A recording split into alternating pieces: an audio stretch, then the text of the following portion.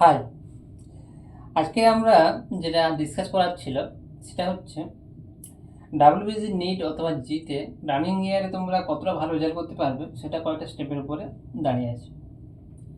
প্রথম যে বিষয়টা হলো, তোমরা কখন জি নিট ডাব্লিউবিজি দাও সেটা তোমাদের জানতে হবে। তোমরা তোমাদের ফার্স্ট সেমিস্টার 12-এর ফার্স্ট সেমিস্টারের পর ঠিক ডিসেম্বর জানুয়ারির টাইমে তোমরা ফার্স্ট টাইম জি মেন দেবে।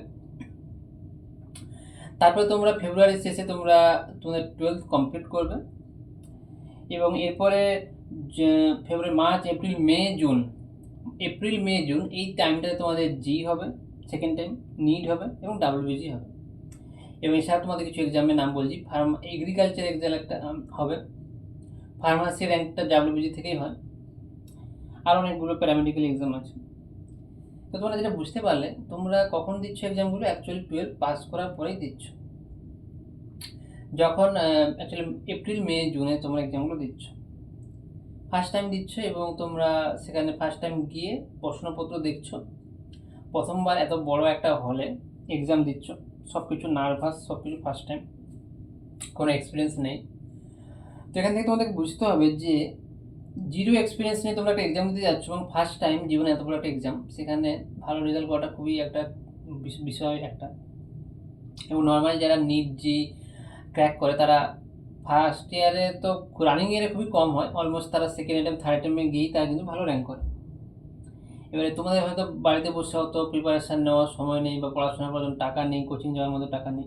তো তোমাদের কিছু একটা ভালো র্যাঙ্ক করে কোথাও একটা ভালো মিনিমাম অ্যাভারেজ স্ট্যান্ডার্ডে একটা কলেজে ভর্তি হতে হবে। তোমাদের ওরকম ড্রিম আইআইটি এনআইটি আইজার নয়, তোমাদের একটা নর্মাল কলেজে ইঞ্জিনিয়ারিং পড়তে হবে, সেখান থেকে যেন তোমরা একটা প্লেসমেন্ট পাও এবং কিছুটা যেন জব করতে পারো আফটার গ্র্যাজুয়েশন। একটা জিনিস ভালো করে লক্ষ্য করো, নিট জি ডাব্লিউবিজি হচ্ছে কখন, হচ্ছে তোমাদের এপ্রিল মে জুন। তখন অ্যাকচুয়ালি ক্লাস 11 পাস করা ছেলেগুলো ফার্স্ট সেমিস্টার থাকে, 12-এর ফার্স্ট সেমিস্টার থাকে। তুমি ফেব্রুয়ারিতে ক্লাস 11 শেষ করলে, তারপরে মার্চ, এপ্রিল, মে এই টাইমে তুমি ক্লাস 12-এ ফার্স্ট সেমিস্টার থাকছো। তো ফার্স্ট সেমিস্টারেই তোমরা ডাব্লিউবিজি নিট অবশ্যই দেবে। এবারে জি মেনের কয়েকটা ব্যাপার আছে। জি মেন তোমরা দিতে পারবে, নিট ডাব্লিউবিজি জি মেন প্রত্যেকটা এক্সাম দেওয়ার ন্যূনতম কোয়ালিফিকেশন হচ্ছে তোমার কারেন্ট ইয়ারে হতে হবে, 12th অ্যাপিয়ারিং হতে হবে অথবা 12th পাস হতে হবে। বুঝতে পারলে? তাহলে তুমি 12th অ্যাপিয়ার করছো ওই সময়, 11 পাস করে তুমি এলিজিবল।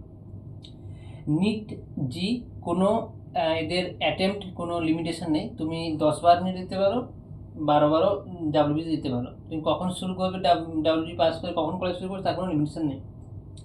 তো তুমি অ্যাপিয়ারে, তুমি রানিং ইয়ারে মানে ওই বছর 11-এর পরে একবার ট্রায়াল দেবে, কাউন্সিলিংয়ের কোনো ব্যাপার নেই, তুমি দেবে এক্সাম, খাতা দেখে আসবে, কোশ্চেন কয়টা সলভ করে আসবে 11-এর বেসিসে, তুমি বুঝতে পেরে যাবে ক্লাস 11-এ কোন কোন টপিকগুলো আরেকটু ভালো করে পড়তে হবে, কোন জায়গাগুলো একটু ভালো রিভিশন করতে হবে। ক্লাস 12-এ কোথা থেকে কোশ্চেনগুলো আসতেছে সেইগুলো তুমি জানতে পারবে। তাই তুমি অটোমেটিক ফার্স্ট টাইম অ্যাটেম্পে একটা ক্লিয়ার আইডিয়া পেয়ে যাবে কোন জায়গা থেকে কোশ্চেনগুলো আসছে। ক্লাস 11-এ কোন কোন টপিকগুলো আরেকটু ভালো করে পড়ে নিতে হবে, অথবা 12-এর পরে যখন সময় পাবো 3 মাস, সেই সময়টাতে আমাকে 11-12-এ ওই জায়গাগুলো কাভার করতে হবে। এবার জিমেনের ক্ষেত্রে একটা ব্যাপার আছে, জিমেনের ক্ষেত্রে বলা হয়েছে তুমি ম্যাক্সিমাম 3টা অ্যাটেম্প দিতে পারবে, পরপর 3 বছর তুমি সুযোগ পাবে। তুমি যদি 12-এ একটা ট্রায়াল থেকে একটা যদি অপরচুনিটি হারিয়ে দাও, তাহলে কিন্তু তুমি পরে দুবারই, মানে 12-এ 11 পাস করার পর একবার দিলে, 12 পাস করার পর দুবার দিলে, আরেকবার তুমি ড্রপ দিয়ে আরেক বছর দিলে, তো এটা এনাফ। ড্রপ 1 বছরই সবাই ড্রপ দেয়, 2 বছর কেউ ড্রপ দেয় না, খুবই কম দেয়। তাহলে তুমি কিন্তু প্রত্যেকটা এক্সাম 12-এ উঠেই কিন্তু প্রতিটা এক্সাম দিতে পারবে এবং এই এক্সামগুলো দিলে তুমি কিন্তু সুন্দরভাবে বুঝে যাবে প্রত্যেকটা এক্সামের কোশ্চেন প্যাটার্ন, কত মার্কস, কত টাইমের মধ্যে হয়, কখন এক্সাম সেন্টারে পৌঁছাতে হয়, কীভাবে অ্যাডমিট কার্ড ইস্যু করতে হয়, সমস্ত কিছু তুমি জানতে পেরে যাবে। তো নেক্সট টাইম যখন তুমি 12 পাস করে এক্সাম দিতে যাবে, তখন তোমার মাথার মধ্যে শুধু থাকবে থিওরি কনসেপ্ট, আমাকে এতগুলো প্রশ্ন সলভ করতে হবে, কাট অফ এত হয়, আমাকে এতটা মার্কস কালেক্ট করতে হবে একটা ভালো কলেজ পাওয়ার জন্য।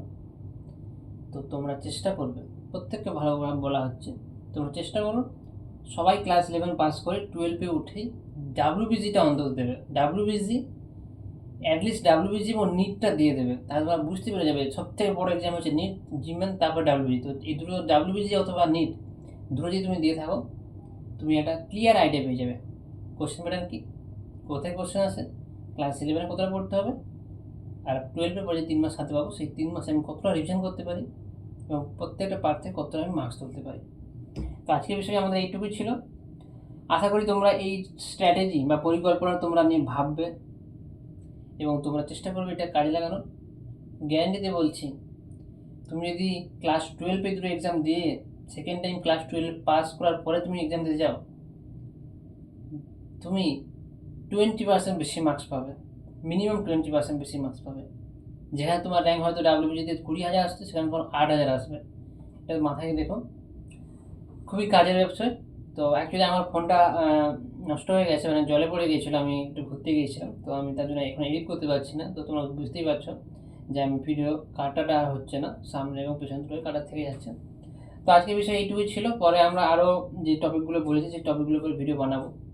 তো তোমরা সবসময় চেষ্টা করো ফলো করার, ওয়ার্ডগুলো ফলো করার, তাহলে দেখবে তোমরা অলমোস্ট সব কিছু জেনে যাবে সময়ের সঙ্গে সঙ্গে এবং তোমাদের জার্নিটা কিন্তু খুব ইজি হবে।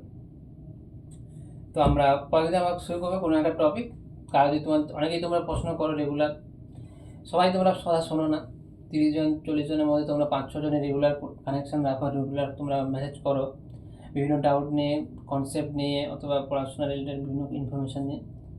তো আমরা তার বিশেষে আমরা ভিডিও বানাচ্ছি। তোমাদের যদি কোনো ডাউট থাকে সেগুলো অবশ্যই বলবে, পড়াশোনা হতে পারে অথবা কোনো পার্সোনাল প্রবলেম, আমরা তারপরে ভিডিও বানাবো। তো আমাদের দেখা হচ্ছে তাহলে পরের ক্লাসে।